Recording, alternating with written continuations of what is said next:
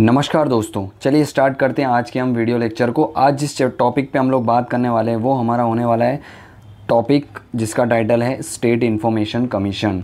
ये chapter number 63 है हमारी इंडियन पॉलिटी की जो लेटेस्ट 7th एडिशन है उसका, एम लक्ष्मीकांत सर की, जो कि इंडियन पॉलिटी की मोस्ट फेवरेट बुक मानी जाती है यूपीएससी के लिए plus various state public service commission के लिए। किस चीज़ की?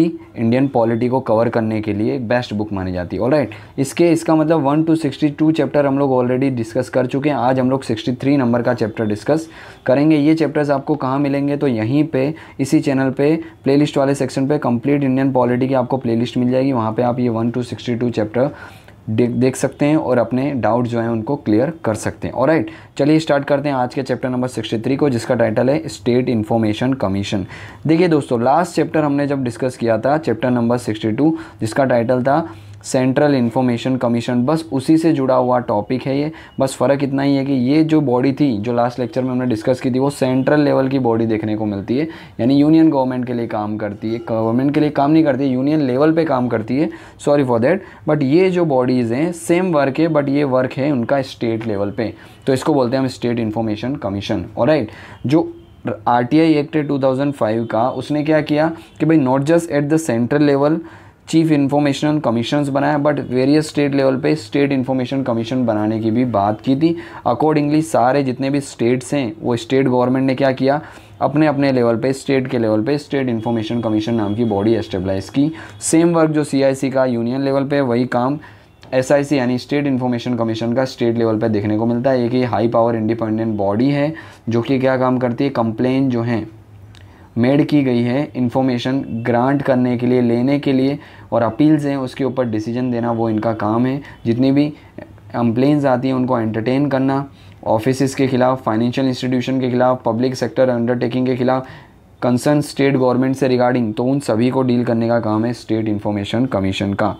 ठीक है, अगर हम बात करते हैं कंपोजिशन की कि इस बॉडी जो है जिसको हम स्टेट इन्फॉर्मेशन कमीशन बोलते हैं, इसके कौन कौन पार्ट होते हैं, तो देखिए सबसे पहले स्टेट का चीफ इन्फॉर्मेशन कमीशन आता है, plus not more than 10 state information commission.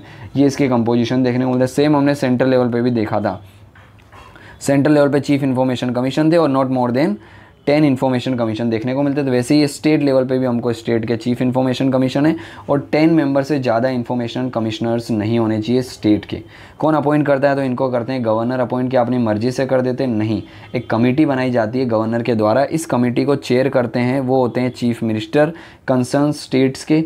ठीक है, इसके अलावा हमें लीडर ऑफ अपोजिशन देखने को मिलते हैं, वो पर्टिकुलर लेजिस्लेटिव असेंबली के, जिस स्टेट के इन्फॉर्मेशन कमीशन बनाए जा रहे हैं उस लेजिस्लेटिव असेंबली के लीडर ऑफ अपोजिशन देखने को मिलते हैं, प्लस एक कैबिनेट मिनिस्टर देखने को मिलते हैं जिनको अपॉइंट कौन करते हैं, चीफ मिनिस्टर करते हैं उसी स्टेट के। ये 3 मेंबर की कमेटी क्या करती है, रिकमेंडेशन देती है किसको, गवर्नर को, और गवर्नर फिर ऑन द अदर एंड क्या करते हैं, ये जो स्टेट के चीफ इन्फॉर्मेशन कमीशन है और स्टेट इन्फॉर्मेशन कमिश्नर्स हैं, इन लोगों को क्या करती है, अपॉइंट करती है।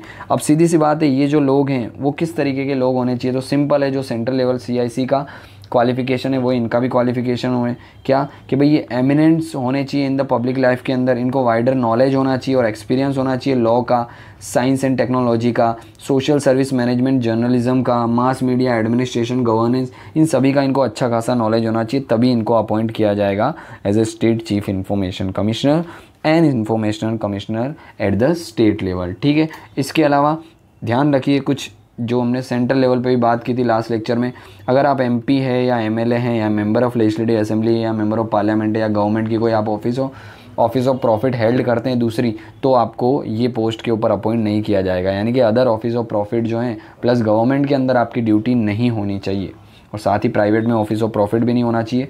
तो ये कुछ क्या देखने को मिलती है, हमको बोल सकते हैं हम लोग टर्म्स देखने को मिलते हैं जो आपको ध्यान में रखने हैं। ठीक है, कि भाई किसी को भी अपॉइंट करना है स्टेट का चीफ इन्फॉर्मेशन कमिश्नर या फिर स्टेट का इन्फॉर्मेशन कमीशन, तो ये क्राइटेरिया एटलीस्ट फुलफिल होने चाहिए।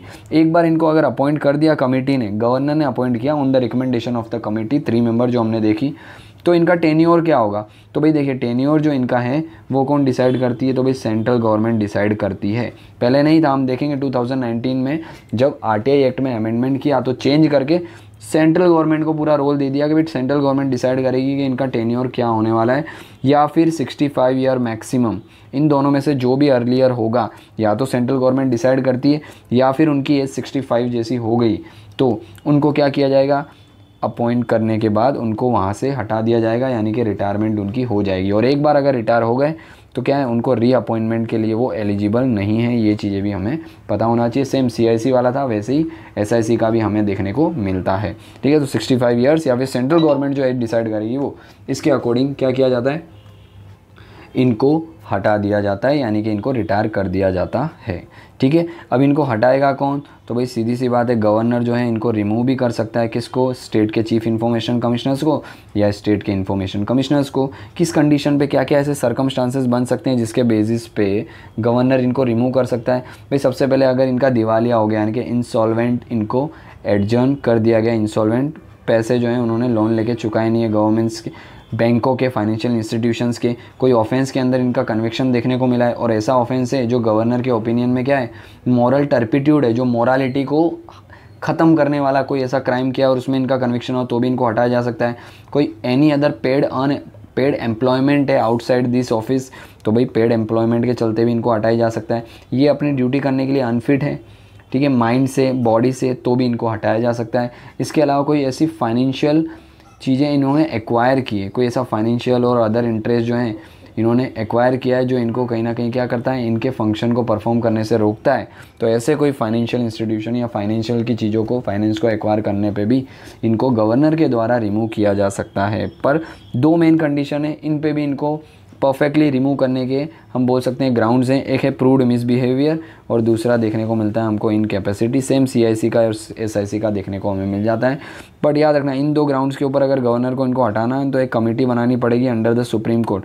सुप्रीम कोर्ट को बोला जाएगा, सुप्रीम कोर्ट एक इंक्वायरी कमीशन बिठाएगा, इंक्वायरी कमीशन अपनी रिपोर्ट देगा गवर्नर को, फिर गवर्नर को उसके ही बेसिस पे क्या करना होगा, हम बोल सकते हैं इन दोनों को, यानी कि स्टेट के चीफ इंफॉर्मेशन कमिश्नर और स्टेट के इंफॉर्मेशन कमीशन को रिमूव करना होगा। तो इंक्वायरी कमीशन सुप्रीम कोर्ट जिसको हेड करेगा वो इम्पोर्टेंट है बनाना, अगर ये दो ग्राउंड्स पे अगर इनको रिमूव करना है, प्रूव्ड मिसबिहेवियर या इनकैपेसिटी के। ठीक है, इनकी सैलरीज़ की जब हम बात करते हैं कि भाई इनकी सैलरीज़ हैं, अलाउंसेस हैं, अदर इनकी सर्विस कंडीशन हैं, इन सभी की स्टेट के चीफ इंफॉर्मेशन कमीशन की प्लस स्टेट के इंफॉर्मेशन कमीशन की, तो कौन डिसाइड करता है, तो ये सभी डिसाइड की जाती है सेंट्रल गवर्नमेंट के द्वारा। याद रखना, स्टेट गवर्नमेंट सैलरी अलाउंसेस वगैरह डिसाइड नहीं करती है, और एक बार इनको अपॉइंट कर दिया गया तो उसके बाद इनकी सैलरी अलाउंसेस ये सब चेंजेस नहीं किए जा सकते, ताकि ये लोग इंडिपेंडेंटली काम कर सकें। ठीक है, तो ये चीज़ें भी हमें देखने को मिलती है। तो सेंट्रल गवर्नमेंट का मोस्ट इंपॉर्टेंट रोल है, खाली अपॉइंटमेंट में गवर्नर का है और रिमूवल में गवर्नर का है, बाकी सारी कंडीशन हमें सेंट्रल गवर्नमेंट के अंडर देखने को मिलती है। तो ये याद रखना, क्योंकि कन्फ्यूजन हो सकता है, क्योंकि स्टेट इन्फॉर्मेशन कमीशन है, आपको लगेगा भाई चीफ मिनिस्टर ही करते होंगे, स्टेट गवर्नमेंट ही करती होगी, भाई ऐसा नहीं है। 2019 के अमेंडमेंट के बाद ये सारी रिस्पॉन्सिबिलिटी सेंट्रल गवर्नमेंट के पास ऑलरेडी जा चुकी है। ऑलराइट, इसके अलावा जब हम बात करते हैं इनके पावर्स की और फंक्शन की, तो सेम जो यूनियन लेवल पे चीफ इंफॉर्मेशनल कमिश्नर्स करते हैं वही स्टेट लेवल पे स्टेट के इंफॉर्मेशन कमीशन करते हैं। ऑलराइट, जैसे कि फॉर एग्जांपल इनका फंक्शन क्या होता है, तो सबसे पहले तो भाई इनकी ड्यूटी है कमीशन की कि वो रिसीव करें और इंक्वायरी करें कोई भी ऐसी कंप्लेन आती है किसी पर्सन के खिलाफ, किससे रिगार्डिंग, कि भाई उन्होंने कोई इन्फॉर्मेशन लेने के लिए सबमिशन किया है रिक्वेस्ट, पर उसका कुछ भी जवाब नहीं आया, तो उस पब्लिक इन्फॉर्मेशन ऑफिस के ख़िलाफ़ इनका काम है इंक्वायरी बिठाना और प्रॉपर इन्वेस्टिगेशन करना। कोई रिफ्यूज़ कर दे इन्फॉर्मेशन देने से, तो उसके लिए भी क्या करना, काम करना उसके लिए कि भाई इन्फॉर्मेशन क्यों देने से मना कर दिया गया, उसके पीछे रीज़न क्या था। Who has not received the response to his or her information requested within the specified time limit। भाई किसी ने इन्फॉर्मेशन मांगी सिटीजन ने और स्पेसिफाइड टाइम लिमिट के अंदर इन्फॉर्मेशन उसको नहीं मिली, तो उस ऑर्गेनाइजेशन जिसने इन्फॉर्मेशन नहीं दी उसके खिलाफ क्या करना, हम बोल सकते हैं इंक्वायरी बिठाना, वो भी इन्हीं का काम है। Who think the fee charges are the unreasonable, कि भाई किसी से अनरीजनेबली हैवी चार्ज किया गया तो उसके खिलाफ भी काम करना, वही इनका काम है। कोई इनकम्प्लीट और मिसलीडिंग और फॉल्स इन्फॉर्मेशन दी तो उसके खिलाफ भी कार्रवाई करना, ये भी क्या है, स्टेट के चीफ इंफॉर्मेशन कमीशन का काम है। बट स्टेट लेवल की जस्ट बात हो रही है, याद रखना, कंप्लेन की। ठीक है, और भी कोई ऐसी इन्फॉर्मेशन जो चाहिए और नहीं दी गई तो भी CIC या फिर हम बोल सकते हैं स्टेट के CIC जो हैं वो वर्क करते हैं। ठीक है, इसके अलावा कमीशन जो है वो ऑर्डर दे सकता है इंक्वायरी के लिए कोई भी ऐसा मैटर। ठीक है, और वो सुओ मोटो भी एक्शन ले सकते हैं, यानी कि अपने आप से भी एक्शन ले सकते हैं, और हम बोल सकते हैं फाइल की गई रिक्वेस्ट तो उसके ऊपर भी एक्शन ले सकते हैं। जब भी वो इंक्वायरी करते हैं किसी भी केसेस की तो उनके पास सारी पावर्स होती है सिविल कोर्ट्स की। सेम जैसे CIC के पास थी वैसे SRC के पास भी हमारे सारी सिविल कोर्ट की पावर देखने को मिलती है। सिविल कोर्ट की पावर में क्या आता है भाई, किसी को भी सम्मन कर सकते हैं, एनफोर्स कर सकते हैं उसकी अटेंडेंस, ठीक है। कोई नया फैक्ट्स हैं, फिगर्स हैं, डिस्कवर हुई है तो उसके ऊपर बात कर सकते हैं। कोई डॉक्यूमेंट्स मिला तो उस पर receiving evidence on the affidavits तो वो भी ये करवा सकते हैं, ठीक है। कोर्ट और ऑफिस पब्लिक रिकॉर्ड्स अगर इनको चाहिए गवर्नमेंट के ऑफिस से तो वो भी ये मंगा सकते हैं।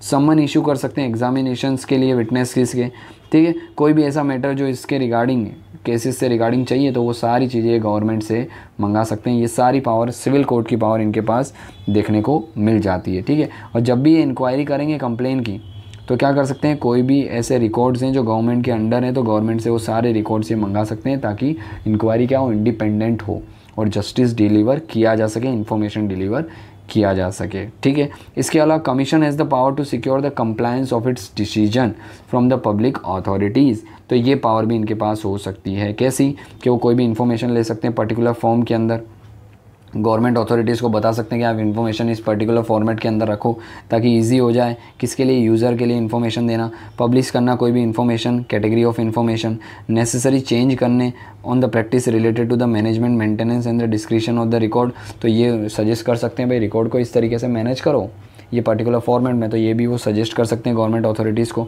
एनहांस कर सकते हैं training provision for the officials on the right to information. इसके अलावा एनुअल रिपोर्ट भी ले सकते हैं पब्लिक अथॉरिटी से कंप्लेन की कि भाई कंप्लेन जितनी भी आई है इन्फॉर्मेशन लेने के लिए उस पर क्या आपने रिएक्ट किया, तो वो इन्फॉर्मेशन भी ये गवर्नमेंट अथॉरिटी से ले सकते हैं, ठीक है। एप्लीकेशन को रिजेक्ट करने की भी पावर इनके पास होती है। ऑलराइट, इसके अलावा देखिए इनके जो एनुअल रिपोर्ट हैं ये अपनी एनुअल रिपोर्ट क्या करते हैं, क्योंकि स्टेट की अथॉरिटी है तो स्टेट गवर्नमेंट को सबमिट करेंगे और स्टेट गवर्नमेंट क्या करेगी, स्टेट की जो लेजिस्लेचर है उसके अंदर उस रिपोर्ट को रखती है, ठीक है। इसके अलावा when the public authority does not confirm to the provision of this act, commission उनको सलाह देते हैं, रिकमेंड देते हैं कि भाई आप क्या करो, एक्ट जो है RTI एक्ट है उसके अकॉर्डिंग काम करो, आप उसके अकॉर्डिंग क्यों नहीं काम कर रहे हो। तो ये सलाह देने का, रिकमेंडेशन देने का भी स्टेट के SIC के पास ही राइट्स हमें देखने को मिल जाता है, ठीक है। तो ये रिपोर्ट की बातें भी एटलीस्ट हमें पता होनी चाहिए कि ये सब function in the power of the आता है किसके, SIC के। ऑलराइट, अब देखिए मोस्ट इंपॉर्टेंट थिंग 2019 के अंदर ये जो राइट टू इन्फॉर्मेशन एक्ट है RTI जिसको हम बोलते हैं राइट टू इन्फॉर्मेशन एक्ट, उसके अंदर कुछ चेंजेस किए गए और हम ये चेंजेस ऑलरेडी पढ़ चुके हैं आगे के प्रोविज़न में। उसका एक बार रिवीजन करते हैं कि भाई 2019 में एक्ट कब लाया गया था, 2005 में, 2019 में इसमें कुछ चेंजेस किए गए, अमेंडमेंट किए गए। उसके थ्रू क्या क्या चेंजेस हुए regarding the state information commission and chief information commission, वो इनके रिगार्डिंग चेंजेस देखेंगे हम लोग क्योंकि हम इसी चैप्टर्स की बात कर रहे हैं। पहला देखिए, कोई भी चीफ इन्फॉर्मेशन कमीशन है, इन्फॉर्मेशन कमीशंस हैं, वो क्या करेंगे, सेंट्रल गवर्नमेंट डिसाइड करेगी, उसके अकॉर्डिंग उनका टेन्योर होगा। ये चेंजेस कब किए गए, 2019 अमेंडमेंट के थ्रू। पहले क्या थे, इससे पहले था भाई फिक्स टेन्योर था 5 साल का, पर 2009 में अमेंडमेंट करके इसको क्या कर दिया गया, सेंट्रल गवर्नमेंट को डिस्क्रिप्शन दे दिया गया कि आप डिसाइड करो इनकी टेन्योर क्या होने वाला है। प्लस भाई जिनकी जितनी भी सैलरी अलाउंसेस है, अदर सर्विस कंडीशन, ये भी किसको दे दिया गया, किसकी, चीफ इन्फॉर्मेशन कमीशन है, स्टेट के इन्फॉर्मेशन कमीशन की, ये भी क्या है सेंट्रल गवर्नमेंट को दे दी गई। भाई सेंट्रल गवर्नमेंट क्या करेगी, प्रिस्क्राइब करेगी, उसी के अकॉर्डिंग आपको काम करना है। पहले क्या हुआ करता था भाई, इनकी जो भी सर्विस कंडीशन होती थी चीफ इन्फॉर्मेशन कमीशन की, वो चीफ इलेक्शन कमिश्नर के बराबर होती थी और इन्फॉर्मेशन कमिश्नर जो है उनकी इलेक्शन कमीशन के बराबर होती थी। पर 2019 में ये हक भी उनसे छीन लिया गया, सेंट्रल गवर्नमेंट ने अपने हाथ में ले लिया, ठीक है। इसके अलावा एक और प्रोविज़न हमें देखने को मिलता है, वो क्या है कि it provided eight the state का चीफ इन्फॉर्मेशन कमिश्नर्स हैं और स्टेट के जो इन्फॉर्मेशन कमीशन हैं वो क्या करेंगे, एक फ़िक्स टाइम के लिए अपनी ऑफिस को हेल्ड करेंगे और वो फिक्स टाइम क्या होगा, सेंट्रल गवर्नमेंट डिसाइड करेगी वो। और पहले ये 5 साल का था, ये तो हम ऑलरेडी देख चुके हैं। सर्विस कंडीशन देखिए, अभी पहले हमने यूनियन लेवल के चीफ इन्फॉर्मेशन कमीशन की बात की। अब हम बात करें स्टेट के इन्फॉर्मेशन कमीशन और स्टेट के चीफ इन्फॉर्मेशन कमीशन और स्टेट के इन्फॉर्मेशन कमीशन की, वो भी सारी पावर किसके हाथ में आ चुकी है, सेंट्रल गवर्नमेंट के पास आ चुकी है। इनका टेन्योर और इनकी सैलरी अलाउंसेस ये सारी सेंट्रल गवर्नमेंट डिसाइड करेगी टाइम टू टाइम, उसी के अकॉर्डिंग ये सारी चीज़ें होने वाली हैं। इसके अलावा it remove the provision regarding the deduction in the salary of the chief information commissioners and the information commission, the state chief information commission and the state information commissioner due to pension और any other retirement benefit receive by them for their previous prevention government services. तो भाई इनको जितना भी पहले इनकी salary में deduction हुआ करता था, ये प्रोविज़न भी, क्योंकि आगे जाके पेंशन मिलेगी, तो ये प्रोविज़न भी 2019 के अमेंडमेंट के बाद चेंज कर दिया गया। इन शॉर्ट हम बोल सकते हैं 2019 के अमेंडमेंट ने क्या किया, सेंट्रल गवर्नमेंट को सारी power they the regarding the state, centre के इन्फॉर्मेशन कमीशन की प्लस स्टेट के इन्फॉर्मेशन कमीशन की सारी पावर कहीं ना कहीं उनकी सैलरी, सर्विस कंडीशन, टेन्योर, ये सारा सेंट्रल गवर्नमेंट के हाथ में आ चुका है 2019 के अमेंडमेंट के बाद। तो इसको आप इन शॉर्ट इस तरीके से याद रख सकते हैं, ठीक है। तो ये आपका ब्रीफ सा चैप्टर नंबर 63 जिसका टाइटल है स्टेट इन्फॉर्मेशन कमीशन। आपने लास्ट में अगर नेशनल या कि सेंट्रल इन्फॉर्मेशन कमीशन समझा होगा तो ये बहुत ही ईजी हो जाएगा आपके लिए। तो आई होप आपको समझ आ गया होगा ये चैप्टर। इसके अंदर जो हमने बात की है वो है स्टेट इन्फॉर्मेशन कमीशन जो आरटीआई एक्ट में से निकल के आता है 2019 के अमेंडमेंट, कॉम्पोजिशन इसके, tenure, service condition, power and function, और लास्ट में हमने अमेंडमेंट में क्या क्या चेंजेस किए वो चीज़ें पढ़ी। ऑलराइट, तो आई होप आपको ये चैप्टर समझ आ गया होगा। अगर अच्छा लगा हो, कुछ ना कुछ नई चीज़ें जानने को मिली हो तो प्लीज़ लाइक करिए इस वीडियो को, शेयर कर दीजिए अपने मित्रों के साथ और प्लीज़ सब्सक्राइब कर दीजिए चैनल को। और अगर इससे पहले के चैप्टर में भी आपको कन्फ्यूज़न है तो आप इसी चैनल पे कंप्लीट इंडियन पॉलिटी की प्लेलिस्ट को रेफ़र कर सकते हैं, और आपकी स्क्रीन पे भी आप देख सकते हैं लेफ़्ट साइड में आपको टाइटल दिखा रहा होगा, उस पर भी क्लिक करके आप उसको रेफ़र कर सकते हैं। ऑलराइट, चलिए मिलते हैं इसी के साथ नेक्स्ट लेक्चर में, तब तक के लिए जय हिंद।